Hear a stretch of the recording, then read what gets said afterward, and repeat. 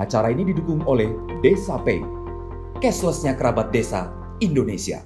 Jadi kalau posisi masyarakat yang berpotensi begitu mudah terlanggar karena akibat-akibat desa mereka berada di dalam HGU atau desa-desa mereka secara sengaja dimasukkan ke dalam HGU, jadi mereka berpotensi untuk dirampas tanahnya dengan kriteria bahwa mereka berada di atas HGU, tentu kewajiban negara itu harus melakukan revisi terhadap masalah-masalah tersebut. Jika desa-desa tersebut status MES-nya dan seperti yang saya katakan tadi, sebenarnya itu dahulunya itu adalah MES karyawan pada era kolonial. Namun sekarang posisinya telah menjadi desa definitif dan bagian dari fasilitas yang dianggap sebagai desa. Sewajarnya desa-desa itu dikeluarkan dari HGU yang telah aktif atau pada saat perpanjangannya. Demikian. Apakah itu menghambat bantuan dan lain sebagainya? Khususnya ketika status rumah mereka itu dan tanahnya tidak jelas, maka program misalnya ketika hendak pemerintah punya program memperbaiki rumah, program pemerintah menghadirkan air bersih dan lain sebagainya, tentu akan terhambat karena tidak ada kejelasan terkait dengan wilayah desa yang benar-benar sah secara hukum. Tapi kalau pemilu sah semua Pak, ikut Pak, karena yang dibutuhkan suaranya. Oke. Kemudian ya, lanjut. Kemudian soal desa Plumbangan. Nah, Tanah Magersari gitu ya.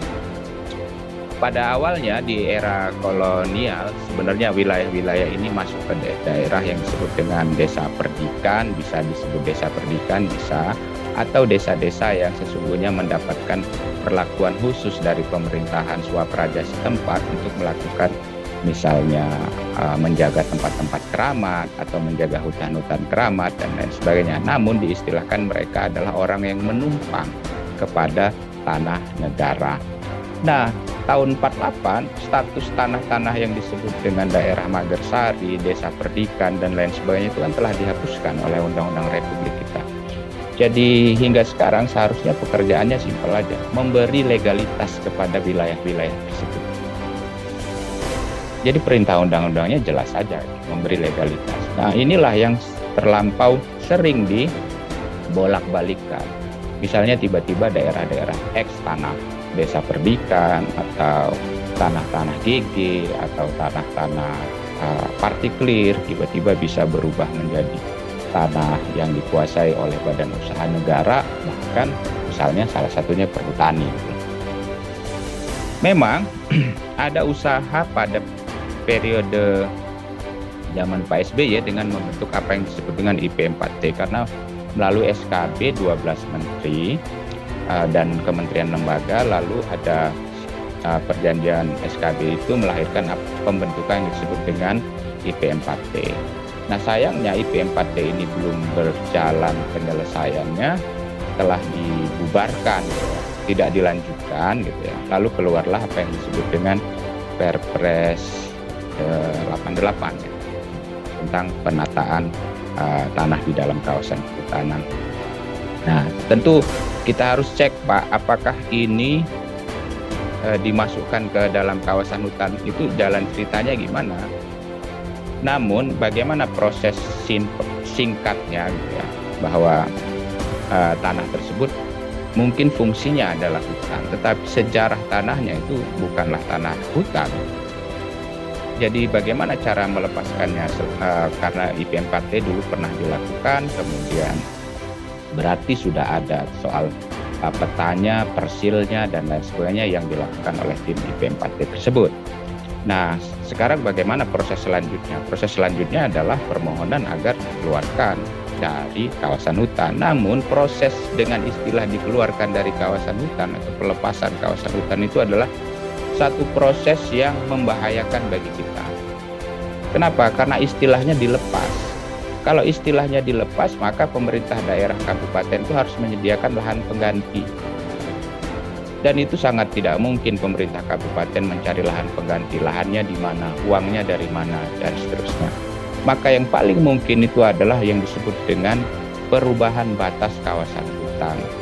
Jadi yang harus dirubah itu adalah berita acara tata batasnya yang dilakukan oleh satu panitia yang dibuat oleh pemerintah kabupaten bersama dengan Dinas Kehutanan, termasuk juga Perhutani, dengan menjalankan Perpres 88. Kalau menjalankan Perpres 86 tentu lewat gugus tugas reforma agraria setempat di tingkat kabupaten agar area tersebut dimohonkan menjadi penetapan lokasi reforma agraria.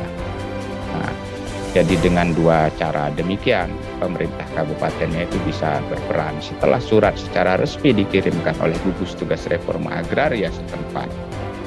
Ya, dengan pekerjaan memverifikasi lapangan kan sudah ada IP4G-nya ya. Dikirimkan ke gugus tugas reforma agraria nasional, di sanalah seharusnya kecepatan penetapan sebagai eskatora dilakukan. Ini yang saya sering kritik. Yang selalu dilaporkan itu adalah rakornya, pembentukan gugus tugasnya. Tidak pernah dilaporkan berapa SK yang telah mereka keluarkan, berapa luas dan kepada siapa. Jadi kita diberi misteri yang selalu gitu-gitu aja, bahwa telah dibentuk mungkin SK GTRA di Kabupaten Blitar, anggotanya sekian-sekian, sudah berapa kali rapat, tapi nggak ada rapat. Setelah rapat, apakah mereka pergi ke lapangan memverifikasi berita acara lapangannya semacam apa, lalu keputusan GTRA kabupatennya dikirimkan ke nasionalnya itu yang mana, lalu yang di nasional menetapkan dari permohonan kabupaten itu yang mana. Jadi tidak ada cara mengukur indikator keberhasilan yang jelas. Jadi kalau detailnya Pak, saya katakan ini adalah objek yang harusnya diberikan sertifikat hak milik kepada warga, apakah melalui istilah pelepasan, kemudian berita acara perubahan batas kawasan hutan, atau ditorakan, dan lain sebagainya. Nah, seringkali kita diberi satu simalakama, sudahlah diterima aja program perhutanan sosial, padahal di area yang wajib dilakukan reforma agraria. Jadi kalau mau PS, kalau nggak mau jangan, nggak akan bisa gitu. Atau mumpung presidennya masih Pak Jokowi, silahkan diterima aja area-area begini dilakukan program PS. Itu tidak tepat. PS itu dijalankan bukan untuk area-area semacam ini yang berupa sawah, berupa pemukiman, dan berupa fasilitas-fasilitas umum yang telah dibentuk oleh desa. Saya kira konkretnya demikian, Bapak. Nah, soal HGU terlantar dari Pak Erson tadi. Jadi HGU ini kan 1 tahun lagi akan habis. Menurut peraturan, HGU itu harus dimohonkan perpanjangannya atau pembaruannya 2 tahun sebelum habis. Apa itu perpanjangan? HGU yang diperpanjang. Kalau HGU telah diperpanjang namanya pembaruan. Pendeknya begitu ya, perbedaan istilahnya. Nah, sekarang kalau dia mau diperpanjang atau diperbarui 2 tahun sebelum jangka waktunya habis, itu harus didaftarkan. Nah, masyarakat boleh mengajukan keberatan.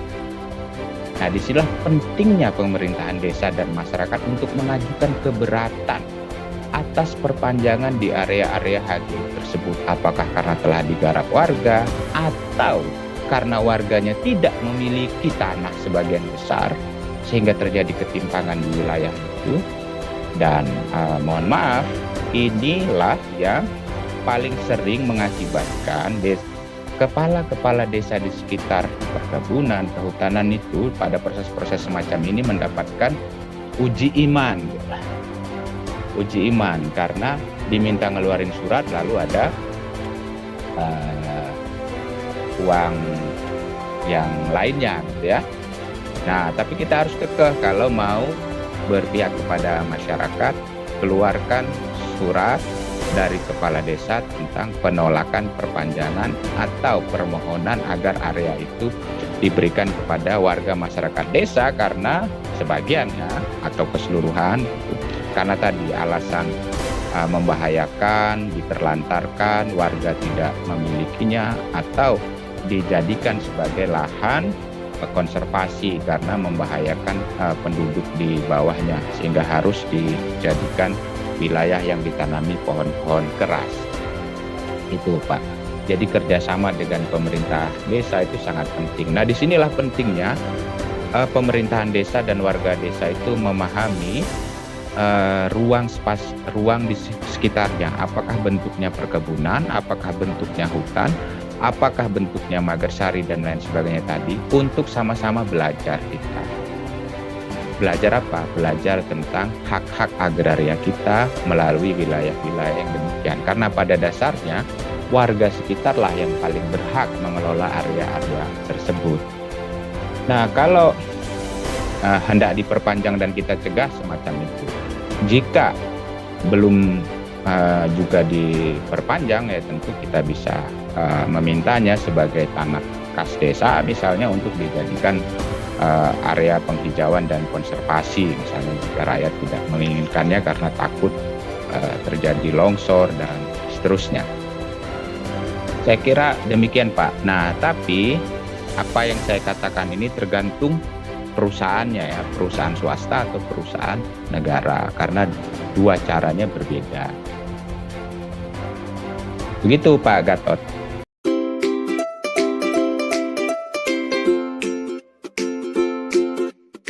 Dapatkan kabar baik dan kebaikan desa dan perdesaan hanya di TV Desa News. Unduh aplikasinya segera.